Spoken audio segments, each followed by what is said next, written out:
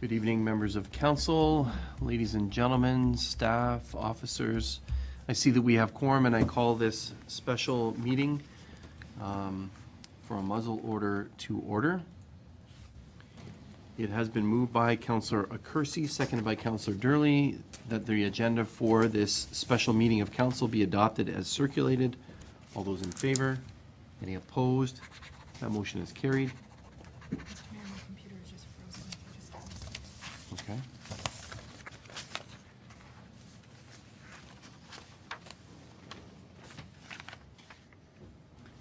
The clerk's computer has frozen, so we're experiencing technical difficulties. I will ask if members of council have any disclosures of pecuniary interest, that is, any conflicts of interest. Mr. Mayor. Okay, so when the clerk is able, she'll note that, I'm sure. Stupid thing.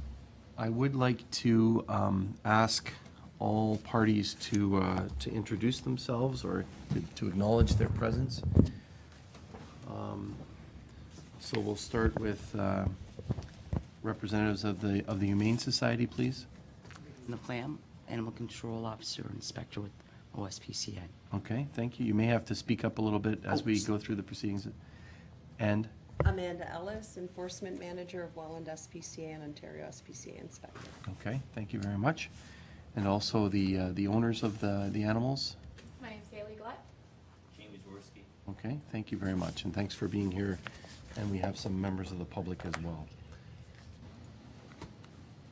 What do you think, Nancy? Your computer is or isn't working?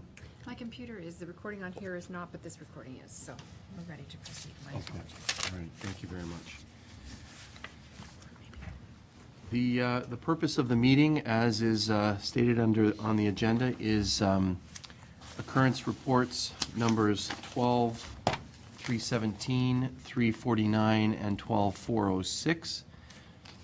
There's a notice to muzzle of January 22nd, 2017, and that's for the dog known as Jaeger. And notice to muzzle on January 30th, 2017, and that's for the dog known as Axel. I think we proceed with the statement of evidence by the animal control officers. I know members of council have the package, but I would ask the officers to go through the statement of evidence, please, if you will. Sure.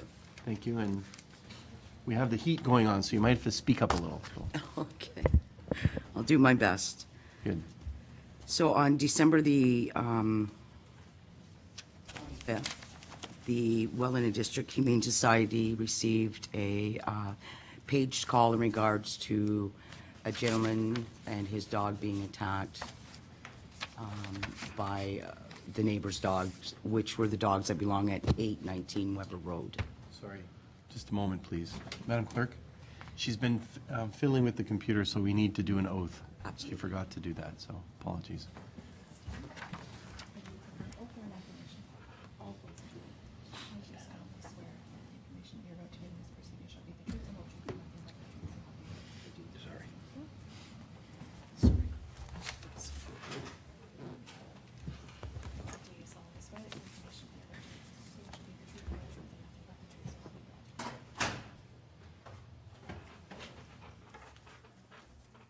Would the dog owners mind if we do that now and then thank you.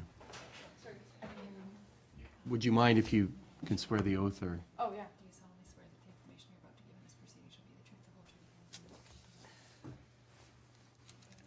Solemnly swear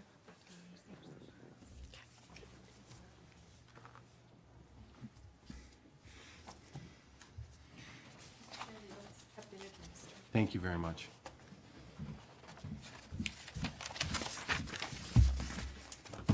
Please proceed. I apologize. You're welcome. So on December the 25th, at approximately 1:46 p.m., the Welland District Humane Society received a page from our answering service company in regards to a Jake calling from 811 Weber Road in Fenwick, reporting that his neighbor's dog came over and went after his dog and is on the caller's property, and when he goes outside, the dog comes after him. The dogs live on Weber Road right beside the caller, which is Jamie Jurowinski, is the owner. He has been Jaworski? Jaworski, yes, sorry. Thank you.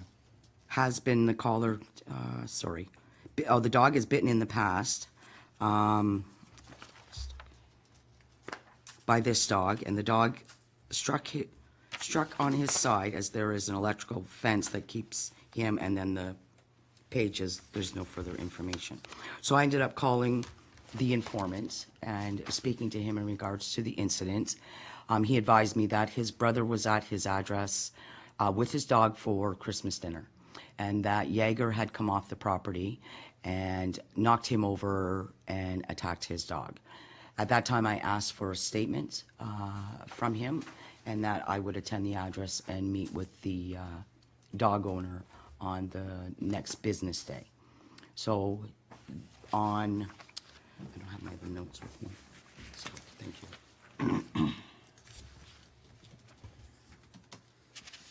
So on December the 27th, I attended the address of 819 Weber Road. I observed two Dutch Shepherds type dogs, one being tied at the side of the house and one loose on the property.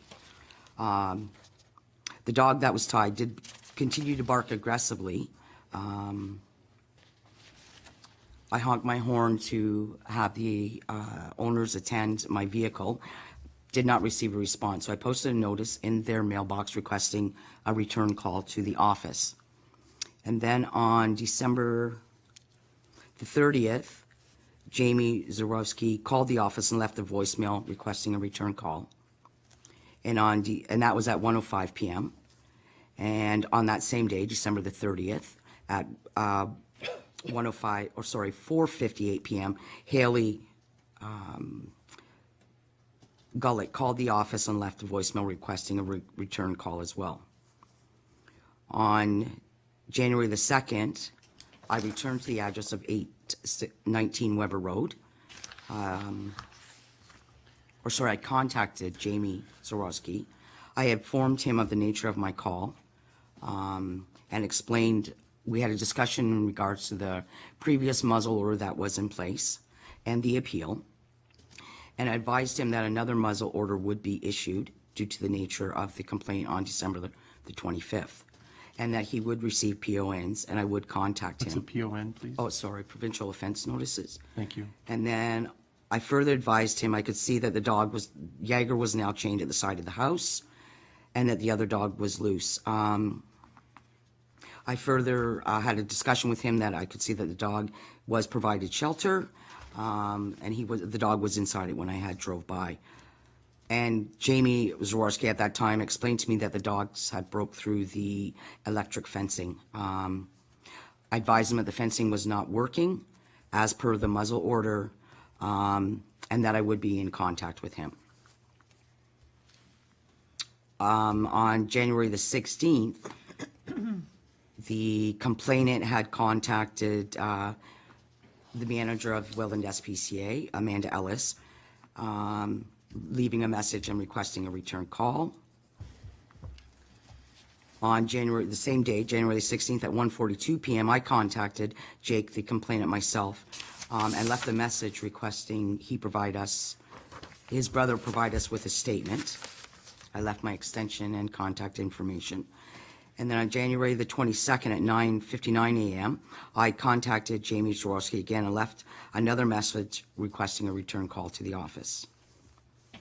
On January 22nd at 12:54 p.m., I attended the address of 819 Weber Road, and I met with Haley Gullett, and Jamie Zaworski was also present. He continued to do his business of whatever he was doing. He did not acknowledge my presence. Axel was loose on the property at the time of my arrival and paid no attention to me. Was not really interested. Came over once and barked at me, but went on his way. Jaeger was tied at the side of the house.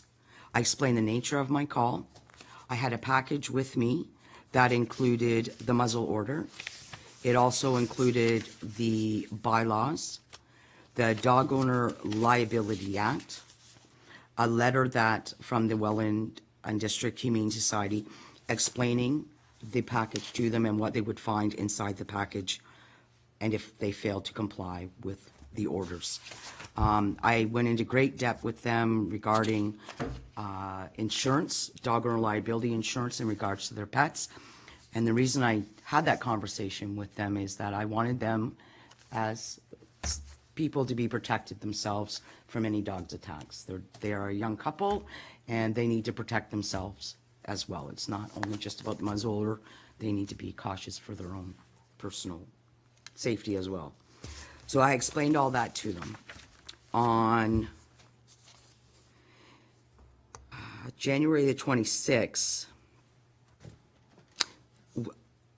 Animal Control Officer Kristen Smith attended the address in regards to provincial offense notices.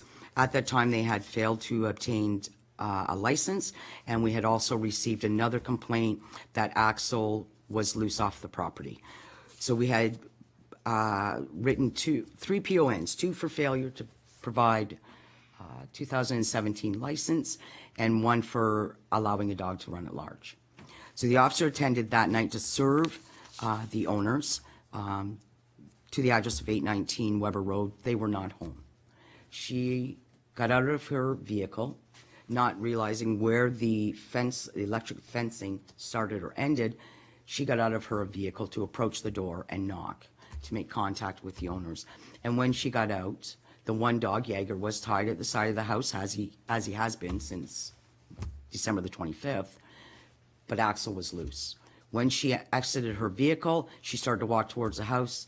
Jaeger barked, alerted the Axel. Axel came running from behind the house and grabbed her in the back of her, is it her right?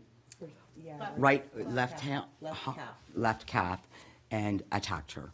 She returned to her vehicle and then proceeded to contact the manager and left the property. So then on December the 27th, January 27th, Amanda Ellis spoke with, I guess it would have been Haley Gullick, and informed her of the officer's attack and explained a quarantine procedure and what have you with the dog, and that public health would be attending to quarantine the dog. She, at that time, Amanda Ellis also explained that Axel would be receiving a muzzle order due to the attack. On January the 30th, 2017 at 4:51 p.m., I returned to the address and met with Jamie again. I explained the incident of Axel and that he had been previously off the property from a complaint we had received earlier in January, and showed him the photographs of the dog, of Axel being down the road in January the 22nd, and that he was also attacking or eating out of someone's garbage. I know that Jamie Zaworski had questioned the authenticity of the photographs because there was no date and time stamp on the pictures. I told him if we really needed to get that we could get a sworn affidavit and what have you. Let's see. Again, I explained to them about the Dog Owner Liability Act, the importance of having their own insurance regarding the dogs, and a beware of dogs sign that was visible to anyone who attended the address. And I had suggested to them that they place a beware of dog sign at their driveway, posted to their mailbox, and one in their living room window to make it visible for anyone who entered their property to know that there are dogs on that property and they need to be aware of them. As of such, that has not been done. They still have a little sign in their window that I didn't even know was present until I was there the one night. It looks like it's made out of barn board with stenciling, black stenciling. No one would see it. If any of you attended the address this day, you would look and you'd see the wooden barn board or whatever it is in their window, but it's hard to see what's actually written on it. So there is a safety concern. So I actually took the time to explain to them the importance of a visible sign so anyone entering that property would know there are vicious dogs on that property. We had a conversation about their dogs being trained by Baden Canine, and Baden Canine is an organization that breeds shepherds and Dutch shepherds, and they train them for personal protective security. So these dogs are trained at a heightened level of protection. They're well-trained dogs, don't get me wrong. They are well-trained dogs. But their job is to protect, whether it be the owner or whether it be the property. They are trained to protect. They're personal protection dogs. So these dogs are doing what they're required to do. They're trained to protect. But it makes it hard when you have people that may enter this property unannounced. You know, it becomes a serious safety issue. So then on February the 10th, I received a voicemail from a Linda Crum, who is a neighbor, and she reported that Axel was loose on the property again and is supposed to be quarantined.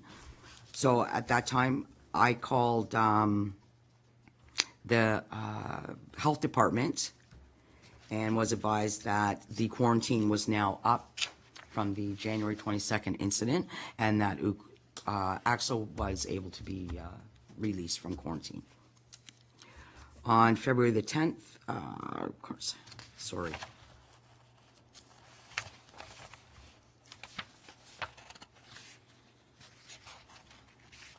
Yeah, that was the end of my involvement on February the 10th.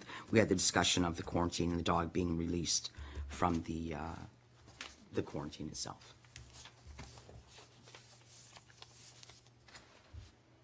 Thank you. Can you talk about the vaccinations? There's something in there.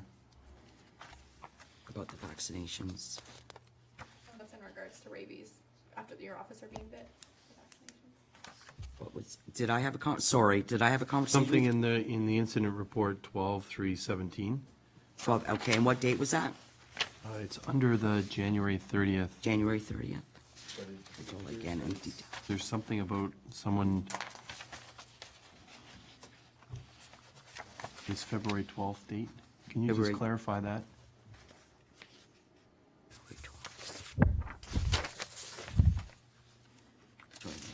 It's on the second page of your incident report. Yeah. Middle of the paragraph. February 12th.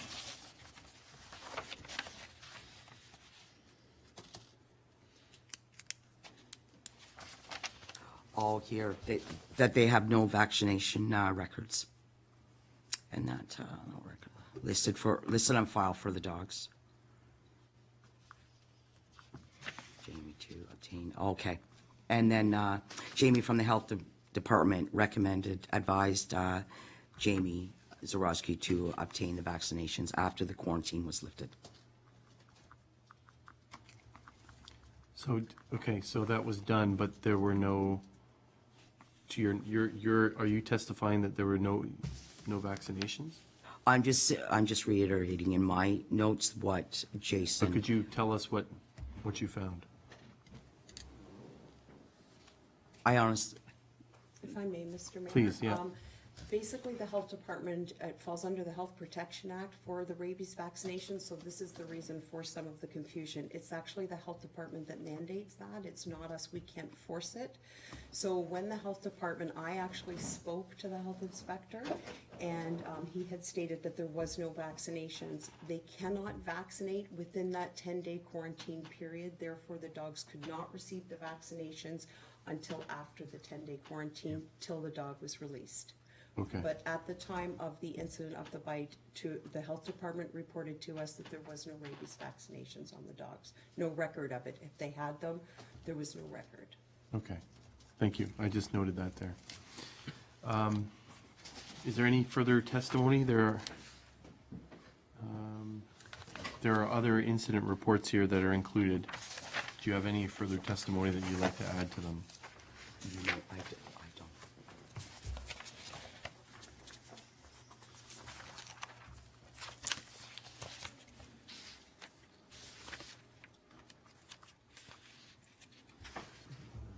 If I may, Mr. Mayor, investigation report 12349, that was investigated by Officer Servos. It doesn't really have any relevance to the hearing tonight. It was in regards to, we had filed it as an information. We have received a complaint that there was, the one dog was attacking the other dog, and that's no relevance. That could be two dogs playing, and it was perceived. So when we provided the package, that was our file on the case, but it has, in my opinion, no relevance to Okay. this actual incident. Thank you. And 406? 406 was just Officer LaFemme's report from January the 23rd. And it was started out as the initial report, but due to the complexity of the case, what we did was we condensed all of the information into one report. Okay. So it's almost like a duplicate of the initial call. That's helpful, thank you. Any further testimony? Not at this time. Okay, thank you very much. Now is the opportunity for the owners to question the testimony of the animal control officers or question the officers. Do you have any questions that you'd like to ask the officers based on their testimony? No, we haven't. I think we've communicated quite a bit since the incidents have happened. Yeah, I mean, we've spoken about the cost of, obviously, this neutering, microchipping was quite an expense, and then for the incident to happen on December 25th, I talked with Valerie about, because although their muzzle orders Okay, say so that- we're going to get into evidence in a sec. Oh, okay. Sorry. That's okay, I don't have any questions then. Okay, thank you very much. It's kind of, That garbage that we, she said just she was- just a moment. So we kind of make it prescriptive in terms of the way in which we do it. So if you can just bring your evidence. So do you have a question for the officers? Yeah, go ahead. Was that my garbage? Did I tell you that that was my garbage? You did mention that it was your garbage, but that does not mean that it is actually his. I would need to obtain an affidavit from the Mailbox. complainant. It was our garbage. See, okay, well, so we might have that's to what get we some- would need to do, is obtain an affidavit as to, or a statement as to where that garbage. Can we ask you later, after we hear some evidence from the owners, if you might take an oath and give us some testimony as well to that? We sent the pictures in to you. Okay. Okay. Thank you. So in terms of the garbage, are you clear whose garbage it is prior to the testimony that we may receive? At the time, no, but after the fact, yes, yes. Okay. So on that date, no, I was not sure whose garbage it was, but I've spoke with the complainant since that time. Okay, okay. Any further questions? Okay. Thank you. Questions from members of council to the officers regarding their testimony? Mr. Mayor, just as a point of process, I guess.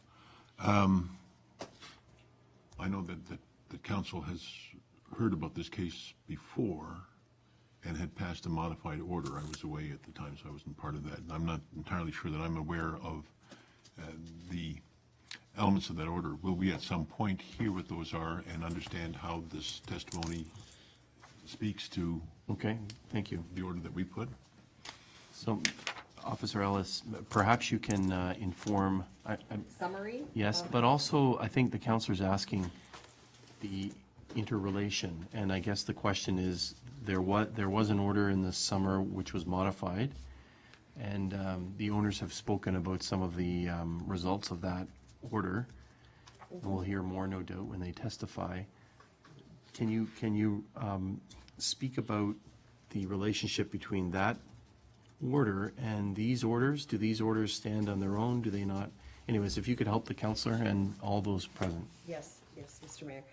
Yes, there was an incident prior back in, I believe it was August, pull the original orders, where the dogs were acting aggressively, and under your bylaw, 2 muzzle orders were issued. No different than the 2 muzzle orders that you have. So you will have 2 copies of muzzle orders in your package. The first one dating on August the 12th, okay, for both Jaeger and Axel, both received muzzle orders, okay? So what had happened was the owners had appealed the process, which they have the right to do. They attended before council, and the council had made recommendations and amended the original orders.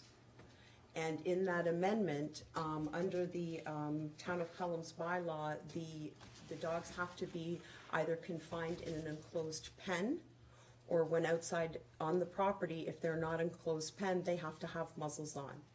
So the council had decided that the invisible fencing was deemed adequate confinement, meaning that the invisible fencing would keep the dogs on the property. So initially, the dogs are allowed to be loose by council. They are allowed to be loose on the property from the initial order. So with the incidents of them breaking the order, and it was within the 6 month, there was a 6 month reassessment. Before the 6 month date had come up, there was a violation. There was a violation of Jaeger leaving the property, showing aggression, so the officers reissued another order. So the initial order was appealed, modifications were made, but due to another incident on the December 25th, another order was issued. So it started over again, shall we say. And then the incident with the officer started with Axel, and that started the process over again. Does that So clarify? well, I'll turn it over to the counselor. Go ahead, counselor. Thank you, Mr. Mayor. I think I understand that, and thank you very much for that. So I guess my question at this point is, so are we hearing evidence with respect to the muzzle orders that were issued most recently, those about which we received testimony, or are we interested in how that testimony impacts on the order that this council made, and having that order been violated, I guess, are we interested then in pursuing further action on our part? Is that why we're doing this today? I think I've just received some clarity from the clerk. So I think we're here because we did put that 6 month window. It was known to the town that there were these orders, and we determined, the clerk and I think in consultation with the SPCA, that it would be in order to reconvene and discuss kind of the entire matter. And because it's within the 6 months, Mr. Mayor, I assume we remain, as they say, seized of this so we can modify our order further? Is that within our purview? Is that our interest in hearing this today? Madam Clerk, are you able to answer the councillor's question? Through Mr. Mayor, I would direct that to the SPCA. They're more knowledgeable about the legislation than I am. Thank you. I'm sorry, Mr. Mayor. Officer Ellis, the councillor asked, are we able, now that we're hearing testimony and it's within the window, et cetera, are we able to modify the original order?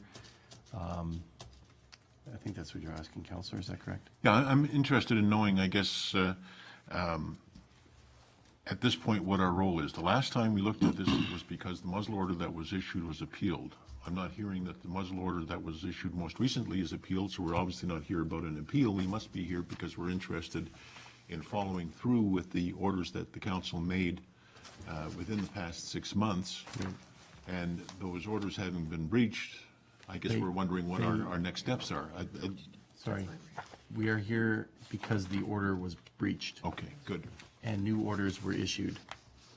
Perhaps the councillors and all present would wonder which orders take precedent.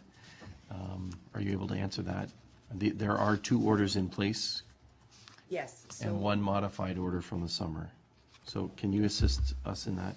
so the new orders, Mr. Mayor, would take precedence because there was an appeal on the initial orders, and there was a breach of the appeal, so the officers issued new orders. So the new orders are standing. The new orders have basically, for lack of a better word, squashed or closed off. Superseded or, yeah, Yes, the okay. initial orders. Okay.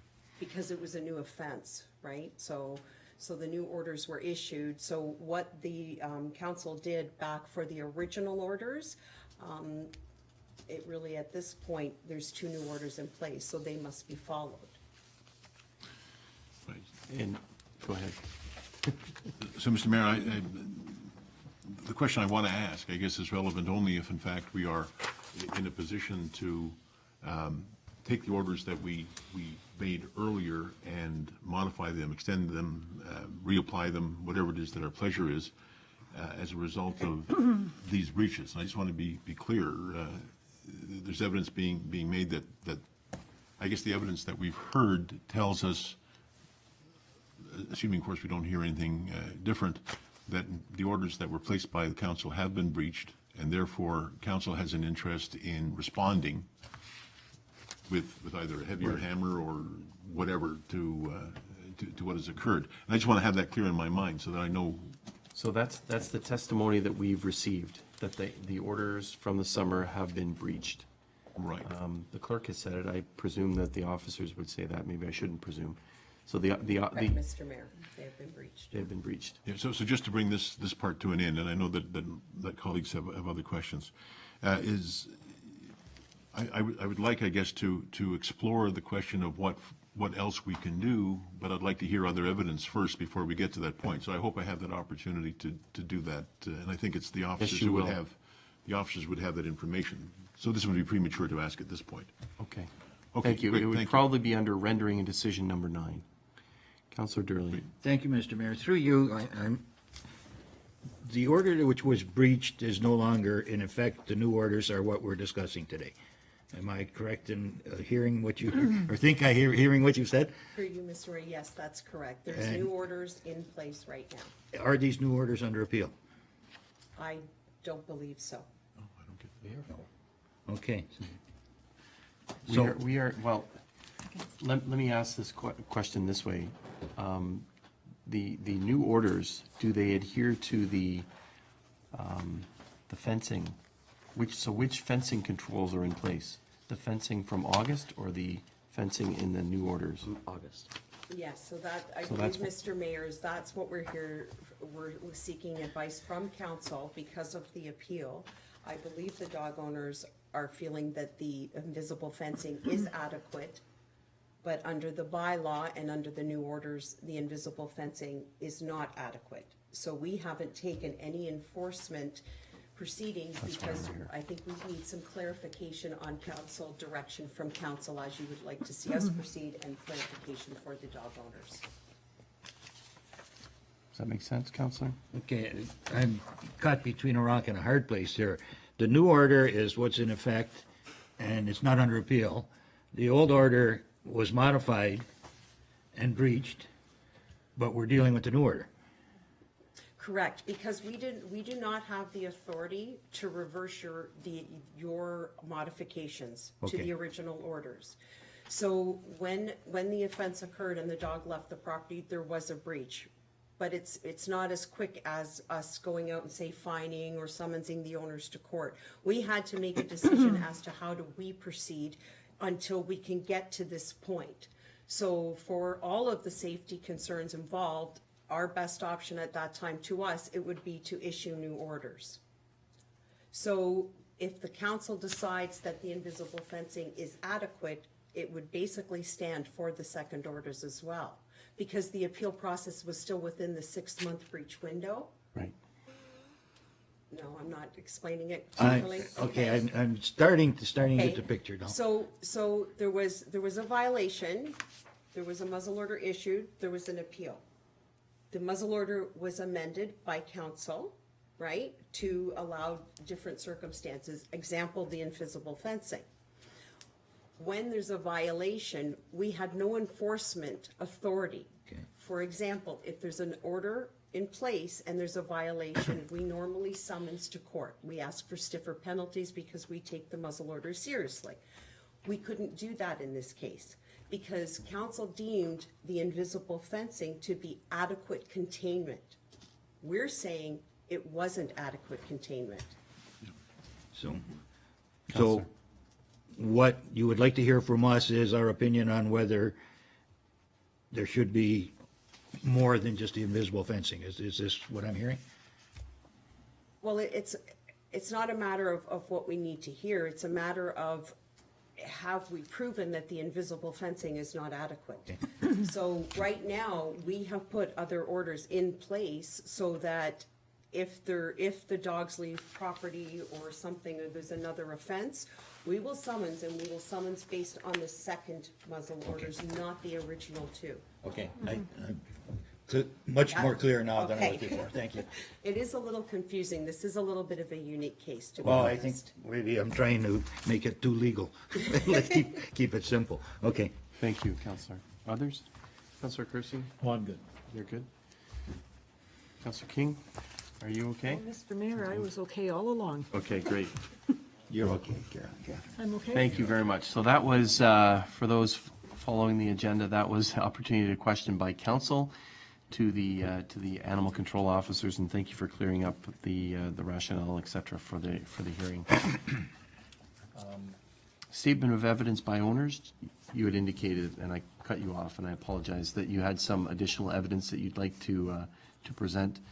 I don't know if it's evidence or not. I know Officer Ellis had said that we still agree that the fencing is adequate. I don't think we agree that it's adequate. It obviously isn't.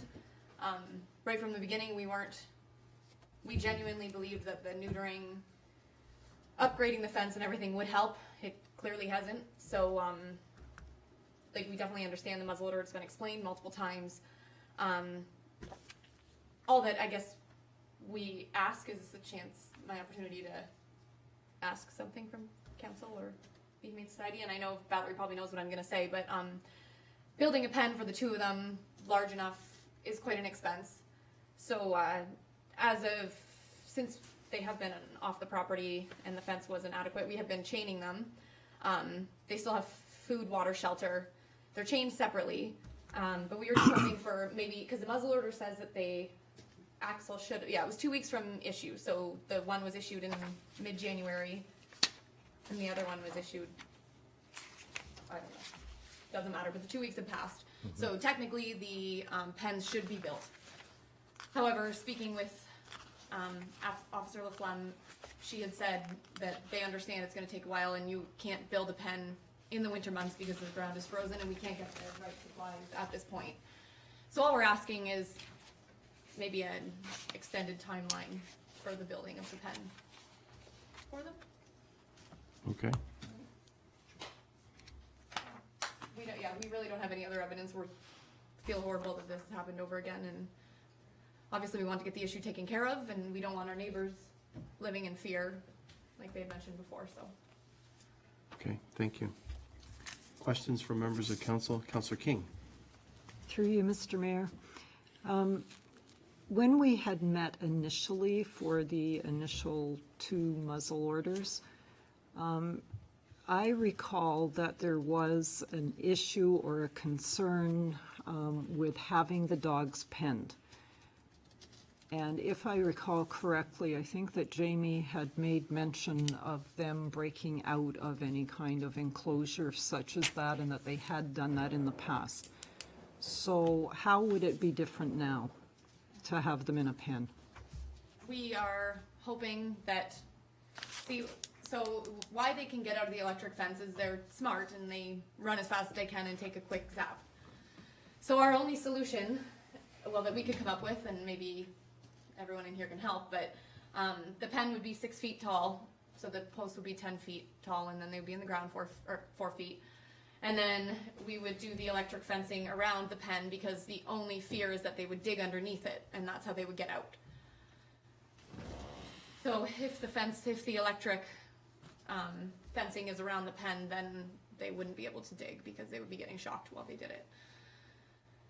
The other issue is them barking, but I don't think that's gonna, I don't know what to do about that. They're gonna bark because, like Officer LaFlamme had said, they're trained to protect. It's gonna drive them crazy for a while not to be protecting their property. Councillor.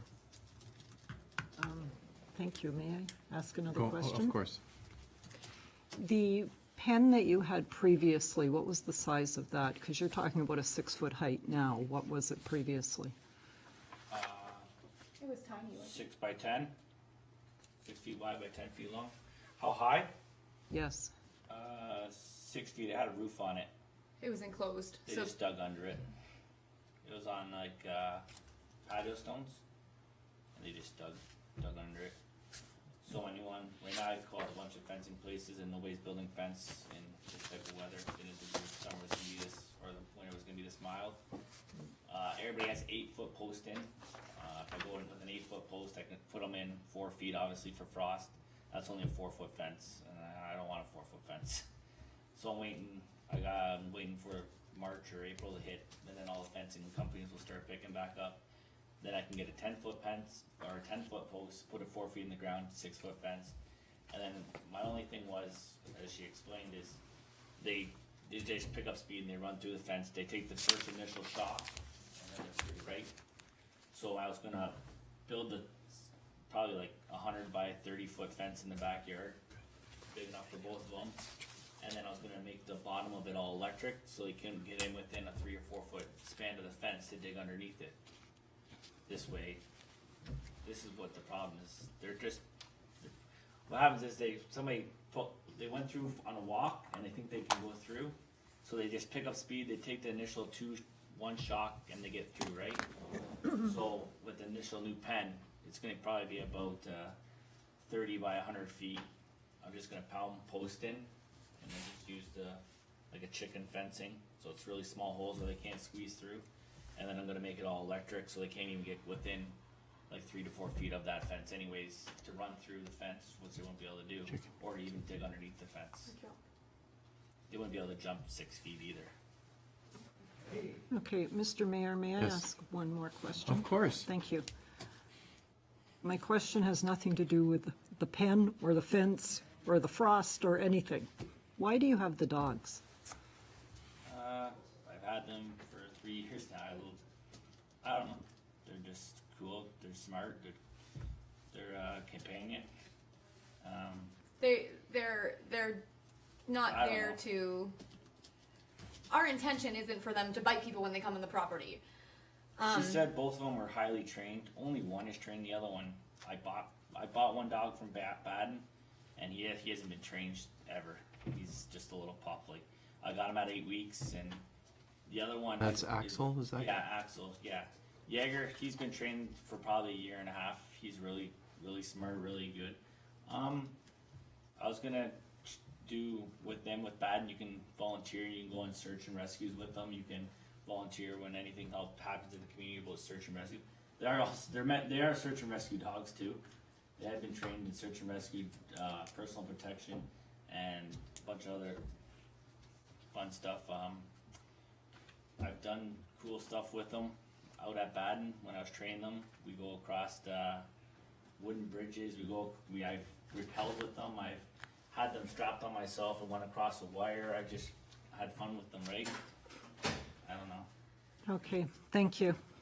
Thank you, Mr. Mayor. Okay, thank you. Can I just add to that a little Sure. bit? I guess to summarize, he has them for a hobby. I love having them for when I'm home alone in the house. They're a warning. I like to know, somebody may not approach the house with bad intentions if they hear that big bark from inside. It is that safety thing. However, our intention obviously isn't for them to harm somebody who's entering our property. Fair enough. Thank you. Okay, thank you. Others? Councillor Ribbiak? Thank you, Mr. Mayor. And thank you for what you've said. What would you propose that would be effective in keeping the dogs at home, unavailable to chase others or bite others, until the pen is built? What are you proposing to do between now and then? Right now I chain them up. I got a 3/8 chain. They got about 30-foot each chain. One is on around a 6x6 post in the ground with his doghouse, and the other one is around a 40-foot willow tree that he ain't gonna pull out with his doghouse. Mr. Mayor? But what we've heard is that the dogs aren't always chained. No, they have been since I've had my other muzzle order. Yeah, since it was obviously the electric fence was no longer working, we have been chaining them up because that's the only way to keep them contained. When we're home, when we're outside, the one will come off. They both will come off if we're outside. But yes, the only time the one got off was prior to his muzzle order. And that's because he was still allowed to be contained within the electric fence. Does that make sense? I jumped back and forth there. Mr. Mayor, it sounds to me like the attempt was to confine them within the electric fence, and it didn't work. And when it didn't work, they ended up creating these issues for themselves and for you. it would seem to me that that would be in your best interest to provide for us a plan as to how those dogs are not going to be at large at all, ever, between now and the time that you can put them in a pen. I mean, for example, are you confident that when they're loose with you outside that they're going to stay? Are you confident that for example, you heard testimony that one dog was chained and the other kind of went to the front door and lay down. Are you confident that that's going to always happen, or are you going to provide us with some assurance that in fact there's a way of making sure that they don't run at large ever? Well, when we're home and outside with them, that's the only time they would be not chained up. So when we are outside with them, yes, we are absolutely confident that they won't take off outside of the property, because the electric fence is still there, and although they've breached it when we aren't home, they would never when we are home. I know that's hard to put faith in, but we are very confident that they wouldn't if we are home, because the only time they're off of their chain is when we are outside with them.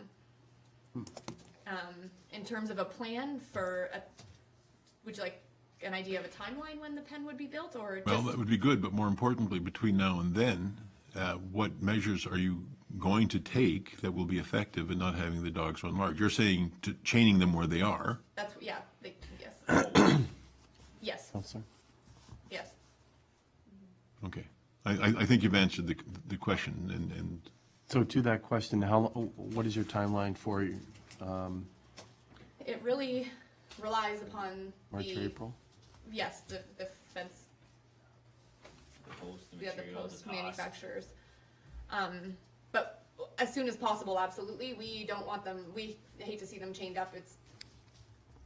It's not ideal for them or for anybody, so we would like to get the pen built as soon as possible. It's just when we can get the materials, Okay, and then the thank you. process will begin immediately. Do you have a question, Counselor? Counselor Kersey? Thank you, Mr. Mayor. I just have a very simple question. These dogs seem very determined and very strong. Chicken wire, to me, seems like a flimsy alternative. It's like a 1/8 steel wire. That's So it's not just real no, chicken it's not wire. that little triangle stuff they see for chicken. It's actually like a goat for like sheep and rams and stuff like Okay. that to keep them. It's actually a heavy Okay. gauge wire. Okay. I just meant, yeah, it's actually a good size wire. This may seem like a stupid question, but what's to prevent the dog from jumping on the fence and Well, that's how I was going. trying about to this climb up and over? 6 feet high, and then it's also electric, right? So the whole fence will be electrified? Like no, like they'll have the electric collars on, so they won't be able to get within 6 feet of 4 to 6 feet of the fence. Of the fence? Yes. Oh, I see. Yeah. So if they were to jump onto the fence, they would be getting Get zapped. launched. Yeah. And they won't be able to get near the fence, to jump on the fence, to dig under the fence, any of that stuff. One last question. You go through all of this, you spend all this money, and what happens if the dog gets out? What's the fallback? I have no idea. No, we have no, we'd have to keep them in the barn all the time. Or in the house. Counselor? I said it was one last, I'll ask you one more. Yeah, that's okay.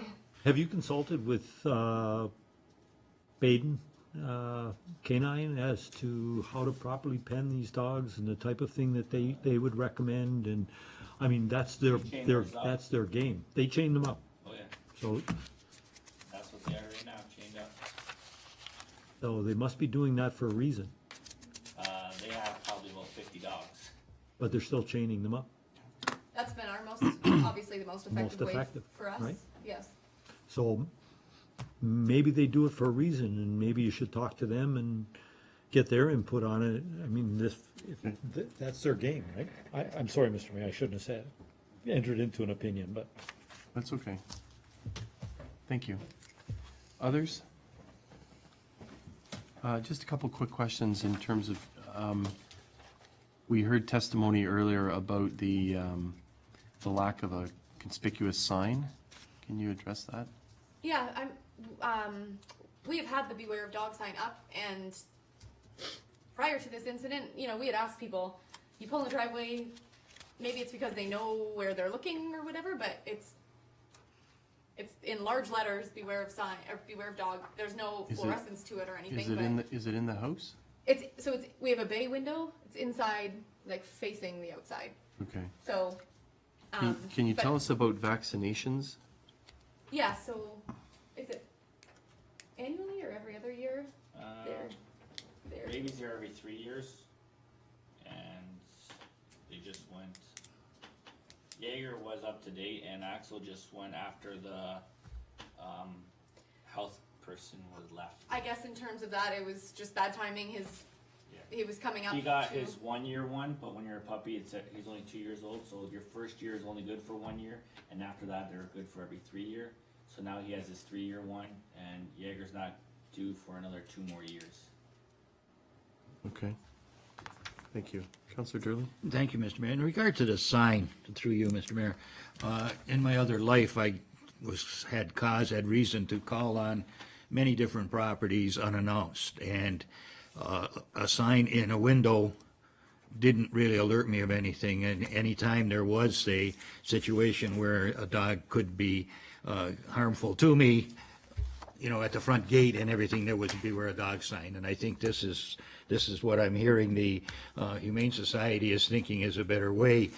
You know, if it's sitting in your window, people won't be looking in your window when they're trying to drive in your driveway. So, you know, I think a good idea would be a sign very conspicuous at your very front yard at your driveway. And this, like I say, in my other life, it was crucial for me to know if there was dogs that are going to come after me if I got out of my car. So, you know, and that really sets the alert. So, Yeah, can I just, may I? Very quickly, yeah. Okay, yeah, absolutely, we plan on putting a sign up there. Right now, there's a giant black shepherd in front of the door that's why we haven't yet. Once they were penned, absolutely, but sooner than later, we will put up one by the end of the driveway. But the dog itself, we felt was beware of dog enough, because it's tied up, chained by the door.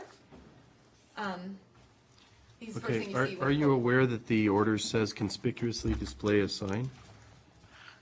Yeah, And Yes, you thought it was conspicuous? yes, we had asked Okay. multiple opinions about the sign. Okay. Thank you. I think next on the agenda, unless there's any further questions from council, is the opportunity to question by the animal control officers. Do the officers have any questions for the owners based on their evidence? I do. Go ahead, officer. Thank you so much. Do you mind? I do have a question.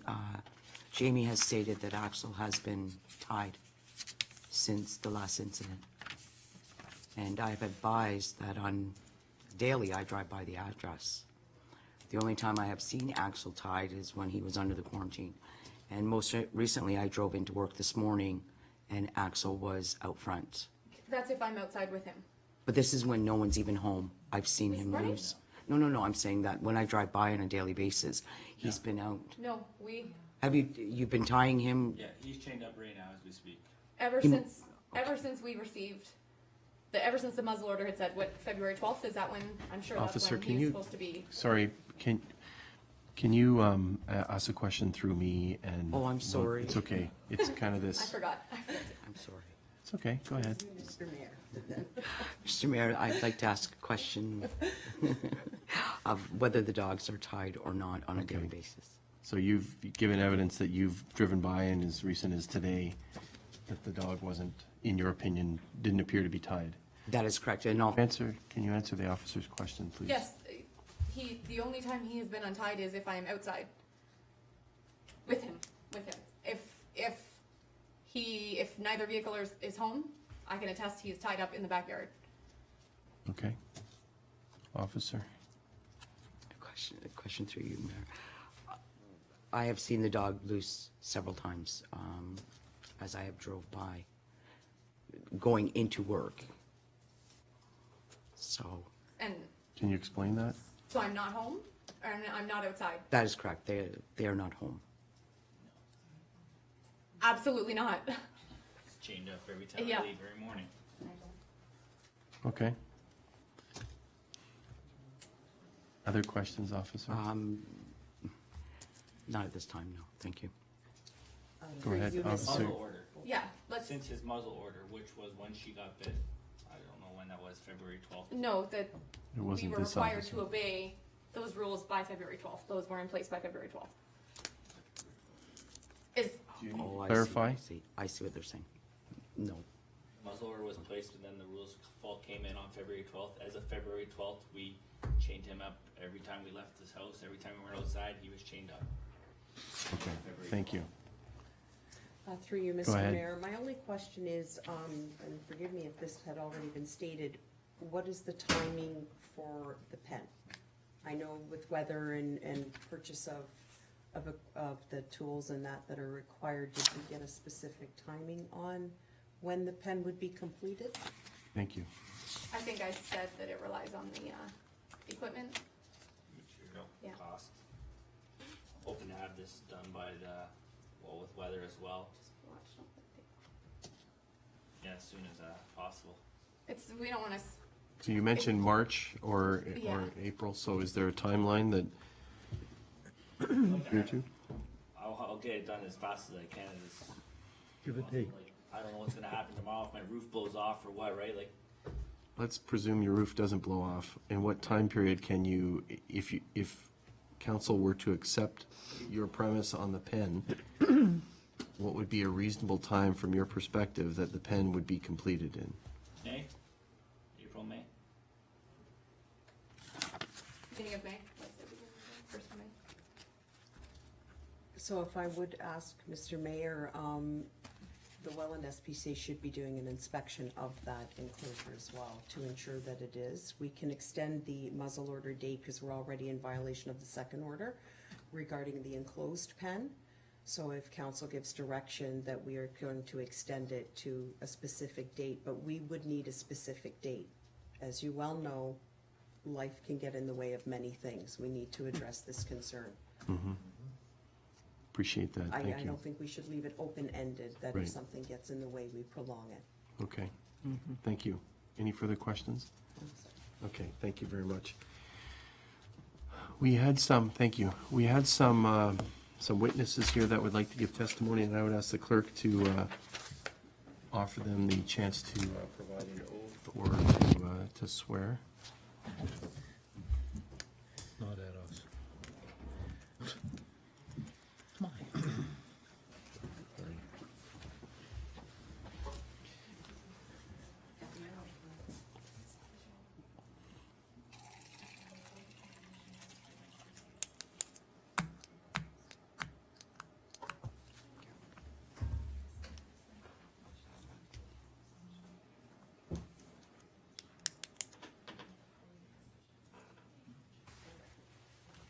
Thank you. Linda Kuhn. Dave Kuhn. Thank you, Mr. and Mrs. Kuhn. We're the ones that have sent the pictures in of the dog in the garbage and the recycling. Okay. These dogs bark continuously at night. I've lived there 40 years and never had anything like this. And lots of times we've heard them out yelling at the dogs at night. So my concern is they're letting them out and letting them run. In fact, one night I was in my bedroom, went to pull the blind down, I see a flashlight. So I opened the window to hear, they're out there looking for the dogs. So my thing is, this electric fence, I have an 8-year-old granddaughter who lives with me. I'm afraid to even let her go outside to play because I don't know if these dogs are gonna come zipping around the house. So, I mean, this is, I don't know. They can say they're gonna do this and that, but are they going to do it? This is my concern. Thank you. 2 Sundays back, 10 o'clock in the morning till 1 at night, their dog barking all day Sunday. Yeah. Windows closed, you can still hear them over there.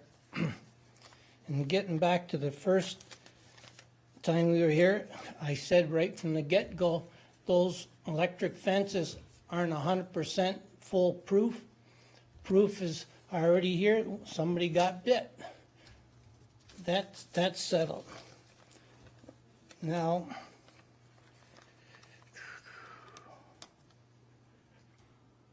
I was talking to a friend of mine, this is just, I want to put it in there, it's not really do with, but he lives in Wankfleet, neighbor walking a dog, German Shepherd from across the road come across, almost killed their dog. Wankfleet, their council, the recommendation was from the people that come out and check the dogs, muzzle the dog or put them down. Them dogs are still muzzled. 6 years already went by. They didn't get off like these people did, a light sentence. I mean, that dog, those dogs come in our garage and Killed our my rabbit. granddaughter's, rabbit she had for 6 years, like, just threw it around like a, I don't know what. Now, I can't believe these people go out, serve them with a paper, and they get bit, and they're not gonna be muzzled.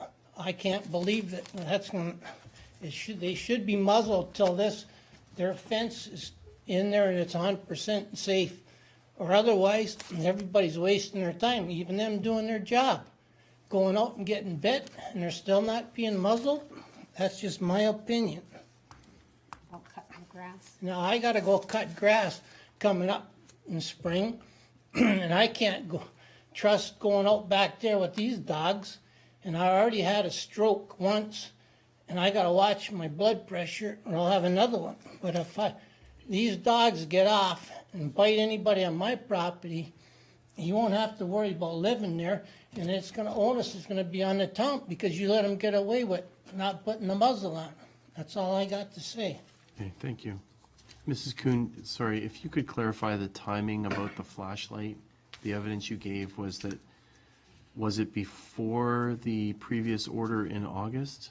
Oh, no, after. It was after that order, but yes. obviously, was it before, I guess the December 25th was the time of the other order? Do you know? Probably be before that. Before? Okay, so between those periods? And another thing I'd say, she's telling the truth when she goes by and them one dog's not tied up, because I've seen it many times. We're neighbors. We live there, so we see I go these by dogs. there quite a bit, not every day, but quite a bit, and I'm always looking, and I have to say she's telling the truth. And they can say what they want. I'm home. If there's no car there, who's home? Okay, thank you very much for your testimony. Is there anything further? I'd like you to, if you don't mind, just stay there. Yeah.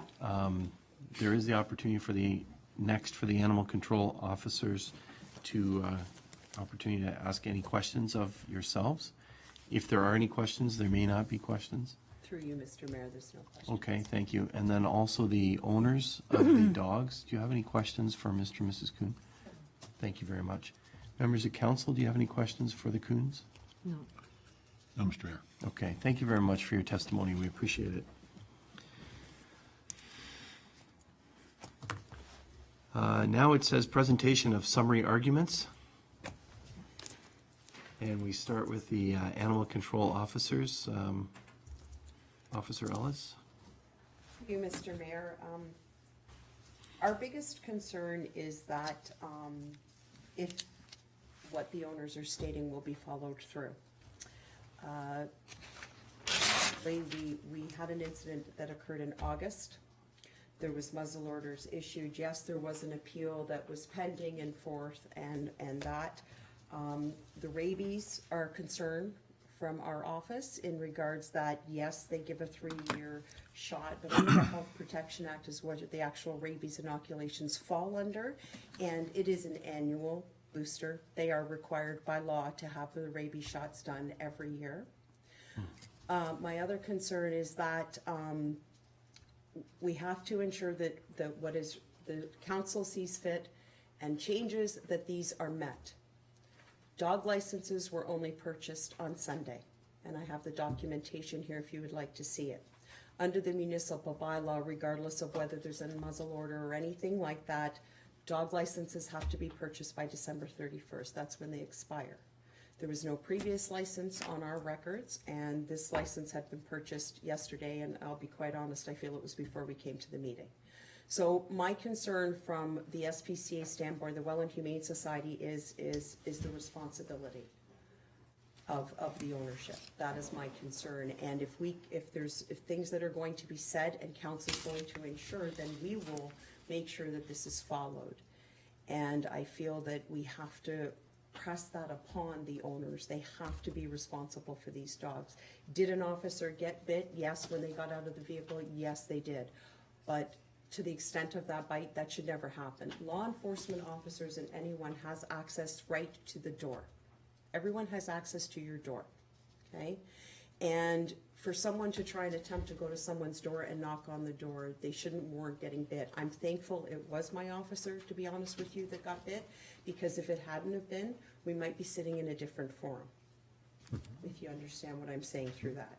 Because there is a Dog Owners Liability Act, which specifically makes dog owners liable for their dog's actions.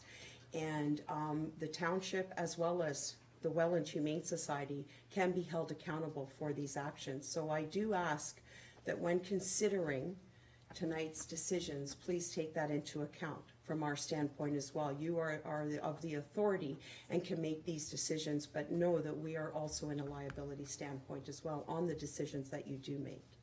So I would just ask that we have specific dates and times as to when the amendments, should there be any, of the second muzzle orders.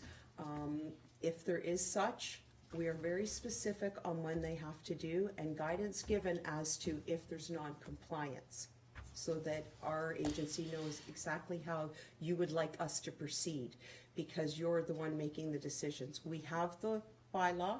We know how to proceed from the enforcement end of it, but if there's amendments made to that, as of right now, there's violations under those orders, because we can only put enclosed pens.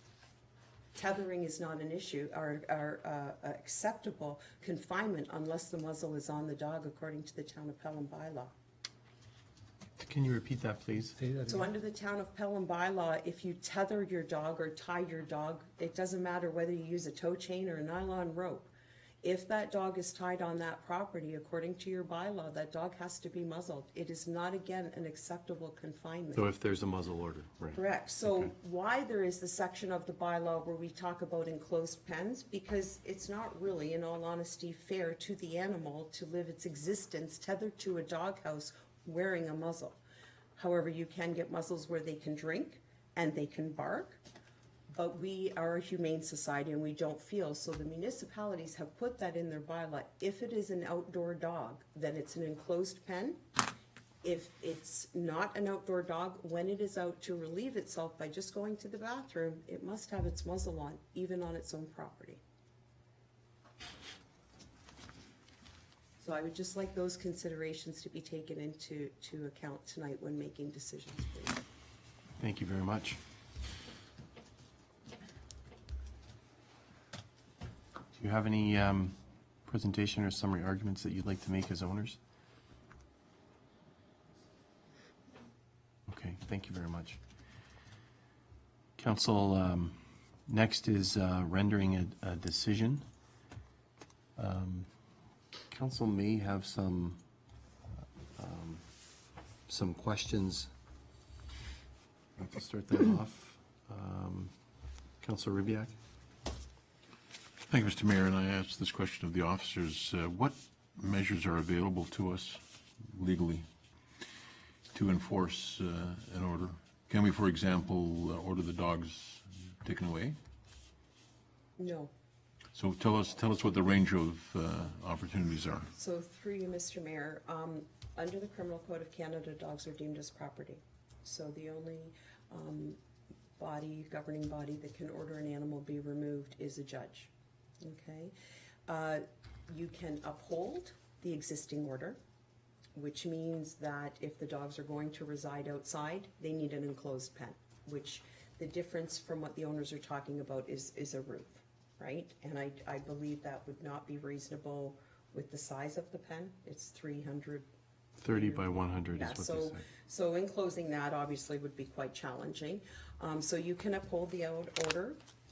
You can amend the order to go back to what you originally thought in the previous amendments that you made, Or you can take this order and you can amend it that upon inspection of the new erected pen, that be deemed adequate. And until that time, again, it's your discretion whether the existing orders be upheld, meaning that if they are upheld, if those dogs are out, they would have to be muzzled. They cannot just run loose without a muzzle on. I'm unclear if that evidence is, yes, the dog has left the property since the quarantine, or if the dog hasn't. But if he doesn't have a muzzle on and he's on his own property and he is loose and he does leave, then we're back to where we originally began. So you have the options of making stand, modifying this one to accept what they're building upon inspection. And until that time, what direction would you like to give for the dogs and the safety? Councillor, and then I have Councillor Durley. Thank you. And through you, Mr. Mayor, you haven't talked about any penalties, fining or, Sorry? you haven't talked about penalties or sanctions of any kind. There are none available to us? In the event, for example, of another breach, can we order fines, or is any of that available, or is that all only through a judge? Officer? Through you, Mr. Mayor, if there's another breach in the order, I will be quite honest, I think we will be proceeding under the Dog Owners Liability Act, and at that point, depending on the severity, if there's an attack, we would be asking for destruction under the Dog Owners Liability Act. The council does not have that authority. You don't have that? No. Okay. Thank you. Thank you, Mr. Mayor. Those are Thank my you. questions. Councillor Durley? Thank you, Mr. Mayor. I'm a dog lover, and I hate to see a dog tied up or penned up or anything else, but the circumstances that we've seen since our first hearing and evidence that we're hearing today, unfortunately, I'm of the opinion of the officers here that the dogs should be muzzled until such time as a pen is built and inspected and approved by the Humane Society, and again, for a deadline, Cinco de Mayo, May the 5th will be a date that will be targeted for that, if in fact there are some extenuating circumstances that may be adjusted, but the target date is May the 5th, and we get information and get the information to the Humane Society so they can make an inspection. If it's deemed that is suitable and that's going to do the job, then perhaps the muzzles can be taken off, but we'll leave that for that part. But between now and then, if the dogs are outside, I think they need to be muzzled. And, it's unfortunate. I don't like to see a dog muzzled, but for the safety of you as owners of the dog and neighbors and anybody who might be around and anybody visiting the property, I see this is the only way it has to go. And I'm sorry to have to say that, but, I have to look at what I think is the best decision here. Okay, thank you very much, Councillor. Others? Councillor Kersey? Thank you, Mr. Mayor. I have to say I've weighed it one way or the other, and I think last time we were as lenient and as fair as we possibly could be. I'm not of the same mind today. I'm in agreement with my colleague that at this point and until such time as the pen is completed, and not later than May the 5th. I, in fact, had a much earlier date, but May the 5th. The dogs have to be tethered when they're outside. They must be muzzled.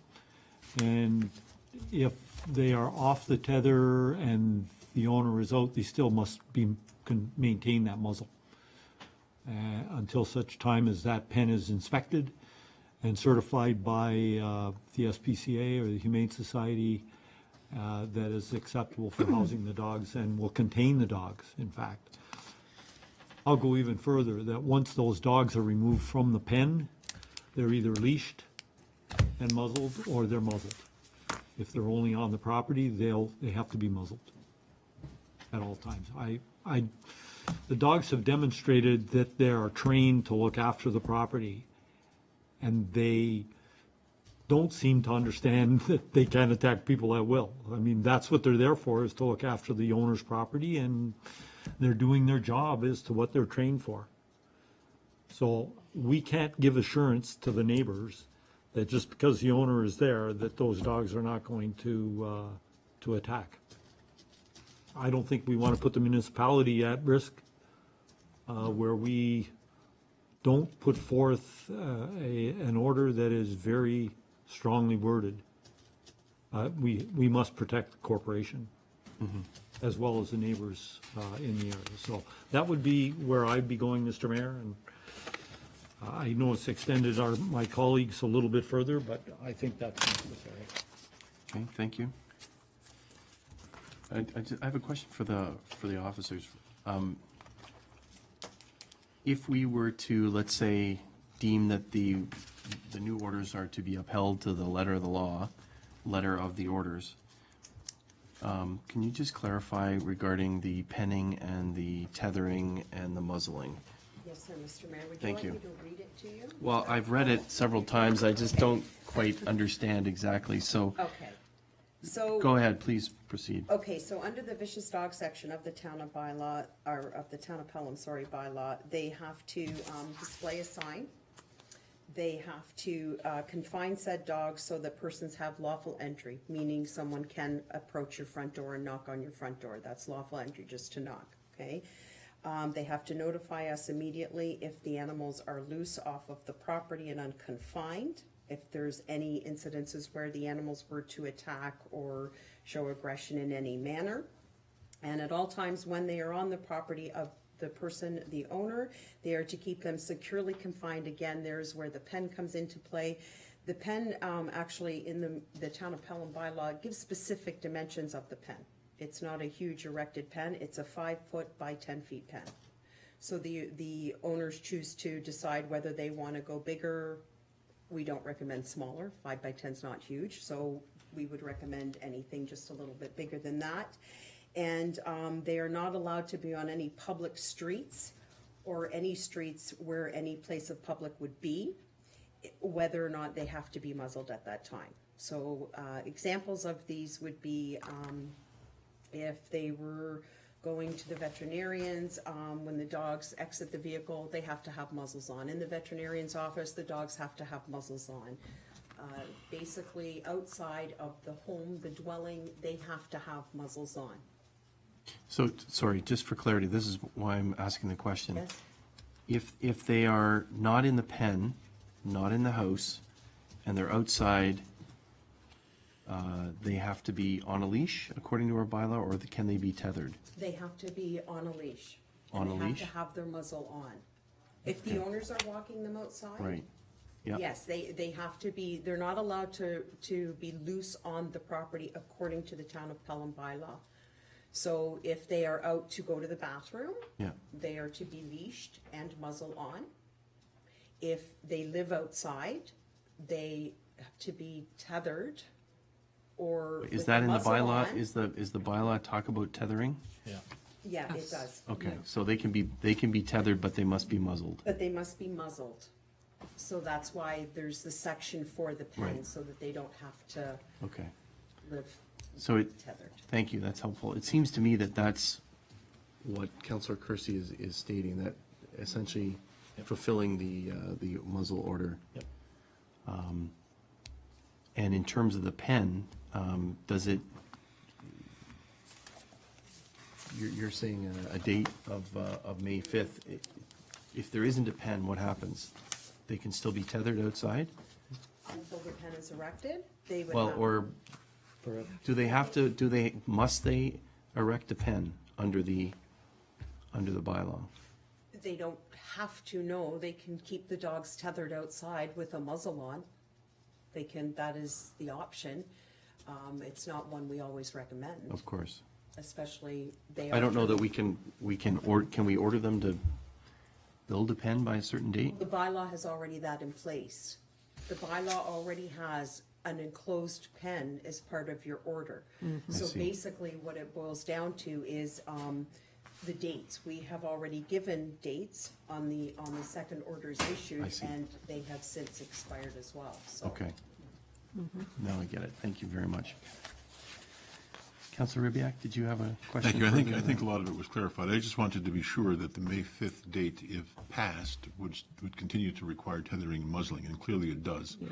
And I would certainly concur with colleagues that order needs to be enforced completely, and whether there's a pen or not, obviously the bylaw provides for what needs to be done. So I would certainly support that, and I don't know how we would write that up, because it sounds like it's just complete compliance with the bylaw as opposed to having to Exactly. write anything else.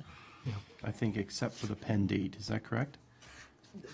Yes, the pen date. That the penning date be extended to May 5th is what Councillor Durley indicated, subject to inspection by the SPCA. Councillor Durley?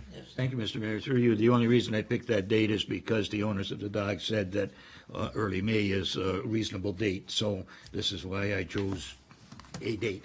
And the officers wanted something specific, so, there's the reason. Okay, thank you.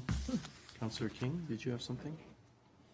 I thought you did, I'm sorry. I didn't have a question, I had a comment. So really what we're looking at is full compliance of the town's bylaw. And if there is to be a pen built, that it is built and inspected no later than May the 5th. That's my understanding of Okay. what we've agreed to so far. Councillor Ribbiak? Thank you. So the only thing left then is what does the bylaw provide by way of sanction in the event that it is breached? Officer Ellis? For the. I think you indicated that already. Should there be a breach of the bylaw? If council were to put in this type of, render this type of decision, and it were breached, what would be your remedy? We would go to the fullest extent, I'll be quite honest, of the enforcement process, which would be, we would probably proceed under the Dog Owners Liability Act. And at that time, that's where we actually have the authority to seize the animals. We have to hold them until we get to court. That would be on the circumstances. If there was an attack, that is the avenue that we would definitely take from our office. Right. So if our bylaw is breached, it's up to us, I guess, to inform, if we learn of it, the SPCA or anyone else would, but the consequence is not in our hands, it's That's within the right. SPCA. So as long as we understand that we're placing these conditions, but we are not the ones enforcing them. That's right. Okay. Through you, I think Mr. the Mayor. officer made that clear. Go ahead. If I Yep. can, the breach has to be under what is pending though, right? So if their allowance is till May the 4th for the pen, it would be, it does depend on the circumstances. Would we proceed under DOLA and see someone's dogs for the dogs running loose on the property? I'll be quite honest, no. But if there's an attack, yes, we will. We will. Okay, thank So you. if someone were to get hurt, or a domestic animal. Councillor Papp, I would ask, we're just completing, and ladies and gentlemen, we're just completing this quasi-judicial hearing, so I apologize, Councillor. If you don't mind, you can sit in the audience if you want. We're getting close to rendering a decision, and we are aware that there's a meeting starting in a few moments here for Drainage Act, so thank you very much for joining us. Councillor Ribbiak? Mr. Mayor, it seems to me that the pen just confuses the issue. I think what we're looking for is confinement and muzzle, or tethering and muzzling of the animal. And if we talk about a pen at all, it is as an exception to that. That is, we would allow the dog not to be tethered or muzzled if it's an inadequate pen, but that would be kind of an exception as opposed to something that we would necessarily need to impose. The pen seems to be. Yeah. Officer Ellis, can you just repeat what you said, I think, earlier about the timing of the pen and the need for a pen? Our bylaw, or the order does call for a pen, is that correct? The order does call for a specific built pen, an enclosed pen by certain dimensions under your bylaw. You already have that. I believe the reason for the extension is because of the size of what they want to build. So that's why we're going to the May 1st date, is because of the size of the pen and that. Right. If I may, Mr. Mayor, there is a solution to the problem. They can keep the dogs inside. until that occurs, and I believe you have a garage, if I may. The dogs can be kept in a garage and just out to relieve themselves. They're still protecting the property, they're inside, the people won't know if someone's being malicious, whether they're in the garage and have access to the house or not. I think it might be a more viable option for the dogs themselves. I believe if you take dogs, and I don't know the specifics of age, but they are adults, and now we're going to take them and now continuously muzzle them 24 hours a day, 7 days a week. I don't feel that is reasonable for the dogs from the Humane Society standpoint. I feel the option might be better to actually keep the dogs inside. That is a So suggestion I'm making. that's an option. That is an option Okay. because that is under your bylaw again. That's what it says, either confined indoors or in an enclosed pen. I'm thinking that might be a more viable option for the dogs, as well as the owners, as well as the neighbors. The dogs will be under less stress. The dogs are going to work extremely hard to get those muzzles off. That's up to them, though. Pardon? Yes, that is. That's up to the owner. Yes. So that is allowed It in is, the garage? oh, absolutely. You can Okay. keep your dogs indoors, yes, absolutely. Okay. The other thing that I think we need to clarify as well, that the orders that take precedence are the two most recent orders, and that the October, whatever date it is, October 18th or 11th order is, so that there's no confusion, because we were confused at the start of this meeting in terms of the precedence. So I think somewhere in the decision that if we change the order, that it actually replaces that order. We are within that 6-month time frame. That's part of the order from October. So I think that's important for us too. So, Council, what I'm hearing is, it sounds like much of the second orders can be kept in place. The question for, and so that means that there must be a conspicuous sign, there must be muzzling if the dogs are outside, whether they're tethered or not, and they must be on a leash, etc. But the issue that's remaining, as I see it, is the penning, and whether council wants to offer this idea of an extension for the penning and waiving the portion of the size of the pen to allow the owners to construct this larger pen by a specific date. Do you have something to add, Madam Clerk? Through you, Mr. Mayor, you could specify a minimum size as required by the bylaw, and then if they choose to go over that size, that would be their That's choice. their business. Okay. So how do we write this up, Madam Clerk? It is within the bylaw, though. If you just give me, I have the points that you want included, if you want the extension for the pen. Council, would you want the extension of the pen time period? Councilor Rubiak? Yeah, I question that. I think the order now calls for a minimum size pen. I think the owners are obliged within this order to provide at least that. If they choose to have a larger pen, I think they need to clear that with the SPCA, but that's kind of their choice. I don't know why we would mandate that pen. That's what they want to do. I think what we want are the dogs to be tethered, muzzled, signed, and if they're choosing to put it indoors, well, that's indoors, and that doesn't. So, Officer Ellis, if they determine that if we were to uphold the order completely as it is written, and they wanted to have a larger pen, they would have to come to you, get it inspected, and they could do it in their own timeline. Is that correct? That is correct. But in the meantime, they have to conform to this order and keep those dogs indoors or completely muzzled when out. Or in the pen of the small size that you said, 5 by 10? Correct, the pen deemed satisfactory by the bylaw, yes, they can. Okay. Anything else? Councilor Kersey, so go ahead. Yes, Mr. Mayor, Councilor Rubiak asked if there were any alternatives should parts of this order be breached. And our bylaw speaks to that. There are provincial offenses mandated within the bylaw with specific fines. For example, if you don't put up the sign on time, it's a $50 fine. If your dog is caught running loose, it's a $200 fine.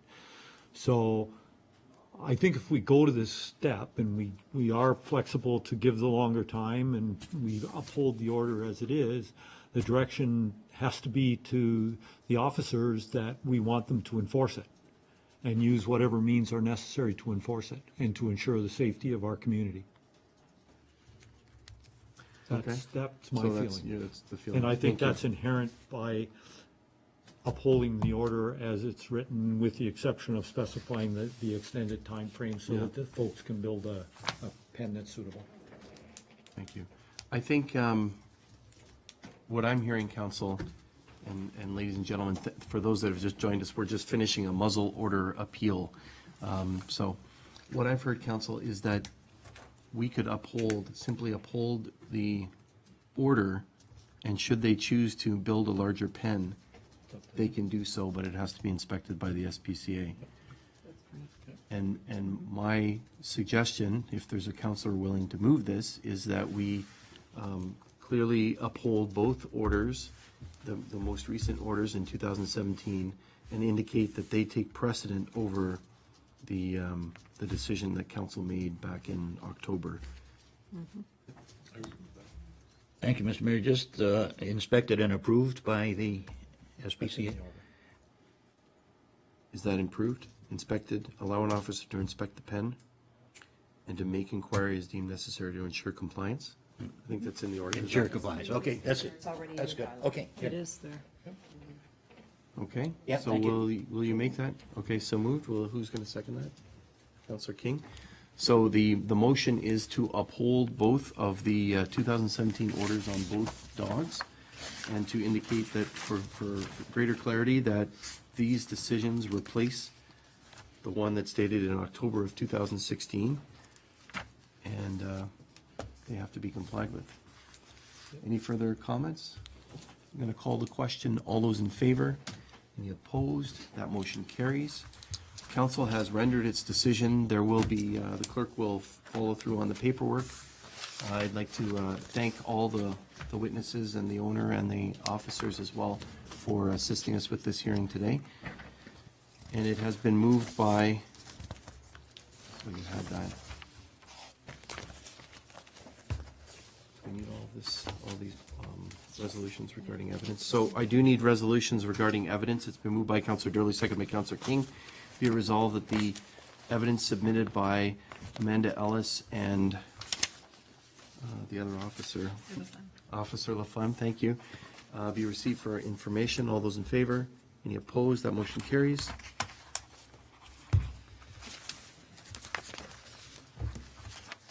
It's been moved by Councillor Rybak, second by Councillor Durley. Be resolved the evidence submitted by H. Gullett and J. Zwersky be received for information. All those in favor?